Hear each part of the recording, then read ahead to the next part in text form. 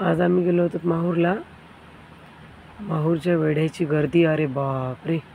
दरवर्षी पौर्णिमेला माहूरचा वेढा असतो. नारळी पौर्णिमेला रात्रभर सगळी लोक माहूरला, पूर्ण अनुसया देवी, रेणुका माता, दत्तशिखर, या सगळ्याला जंगलातून रात्रभरात सगळे लोक 10-1 लाख लोक येतात म्हणे. तेवढे लोक मिळून पूर्ण माहूरच्या याला वेढा मारतात जंगलातून. आणि पाहू शकता तुम्ही 2-3 किलोमीटरपासून गाड्यांच्या, हे 5 वाजता 6 वाजताच असेल, 6-6:30चं. अजून रात्री तर भरपूर गर्दी असते, खूप जास्त गर्दी.